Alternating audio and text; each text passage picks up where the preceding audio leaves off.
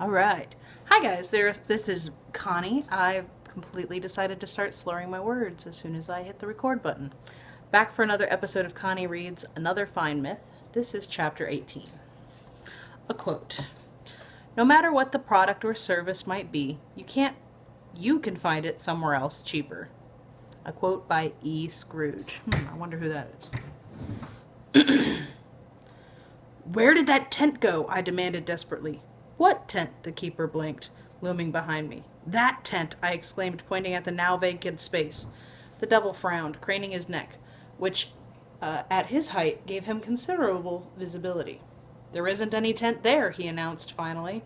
I know. That's the point. Hey, quit trying to change the subject, the keeper growled, poking me in the chest with an unbelievably large finger. Are you going to pay for the dragon or not?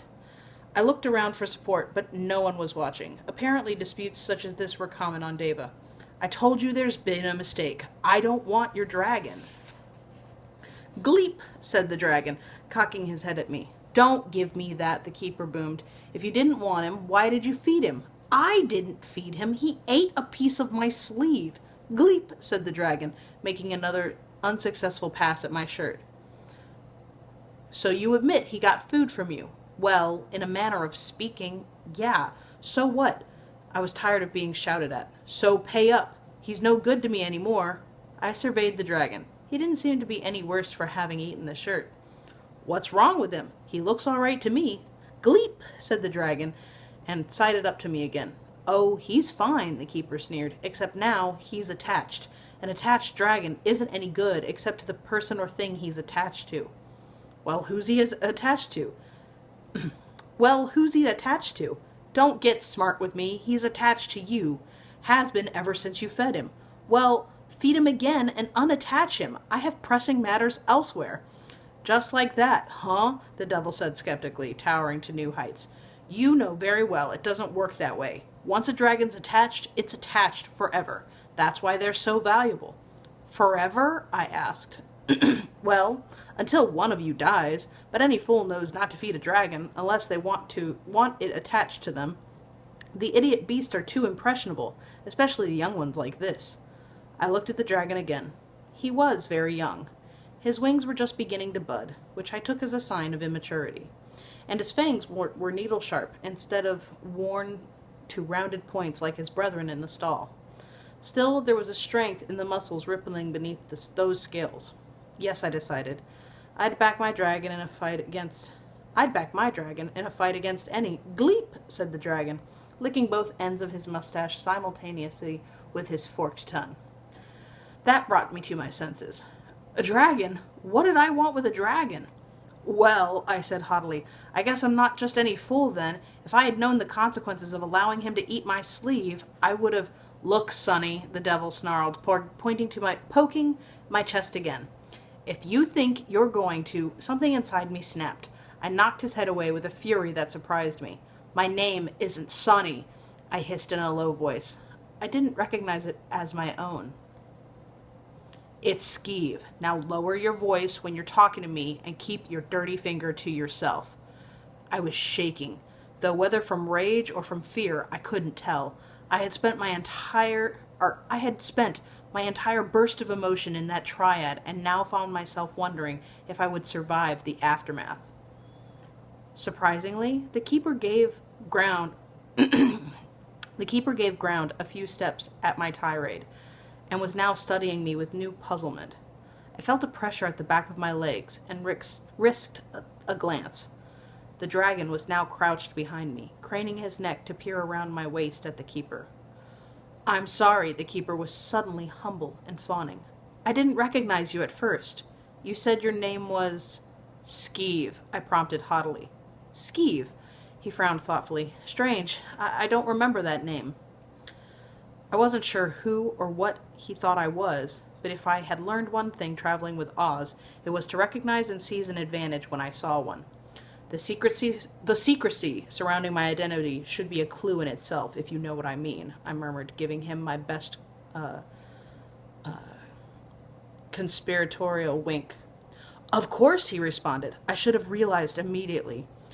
No matter, I yawned. Now then, about the dragon. Yes, forgive me for losing my temper, but you can see my predicament. It seemed strange, having someone that immense simpering at me, but I rose to the occasion. Well, I'm sure we can work something out, I smiled. As I spoke, a thought flashed through my head. Oz had all our money. I didn't have a single item of any value on me, except... I reached into my pocket, forcing myself to make the move casual. It was still there, the charm I had taken from Quigley's statue body that allowed the wearer to see through spells. I had taken it when Oz wasn't looking, and kept it hidden in case it might be useful in some crisis. Well, this definitely looked like a crisis. Here, I said, tossing the charm to him. I believe this should settle our accounts. He caught it deftly and gave it a fast, squinting appraisal. This? He said. You want to purchase a hatchling dragon for this? I had no idea of the charm's relative worth, but bluffing had gotten me this far. I do not haggle, I said coldly. This is my first and final offer. If it is not satisfactory, then return the charm to me and see if you can get a better price for an attached dragon. You drive a hard bargain, Skeeve. The devil was still polite, but his smile looked like it hurt. Very well, it's a deal. Shake on it. He extended his hand. There was a sudden hissing noise, and my vision was obscured. The dragon had arched its neck forward over my head, and was confronting the devil eye to eye. His attitude was suddenly a miniature version of the ferocity I had seen displayed earlier by his larger brethren. I realized with a start that he was defending me. Apparently, the keeper realized it too, for he jerked back his hand as if he had just struck it in an open fire. If you could call off your dragon long enough for us to close the deal, he suggested with a forced politeness. I wasn't sure just how I was supposed to do this, but I was willing to give it a try. He's okay, I shouted, thumping the dragon on the side of the neck to get his attention.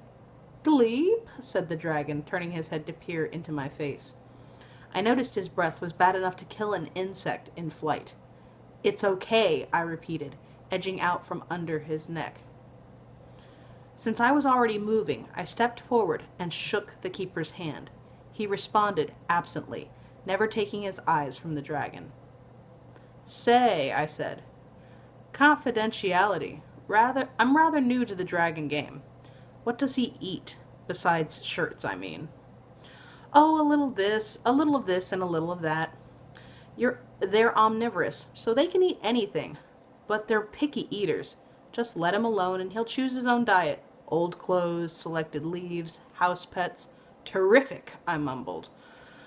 Well, if you'll excuse me, I've got other customers to talk to. Just a minute. Don't I get one of those pendants like the one you use to control the dragon? What for? Well, to control my dragon. Those are to control unattached dragons. You don't need one for the one that's attached to you, and it wouldn't work on a dragon that's attached to someone else. Oh, I said, with a wisdom I didn't feel. If you want one, though, I have a cousin who has a stall that sells them.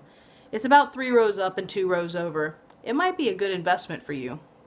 Could save you wear and tear on your dragon if you come up against an unattached dragon. It'll give Junior there mid-sentence, changing page. It'll give Junior there a better chance of growing up.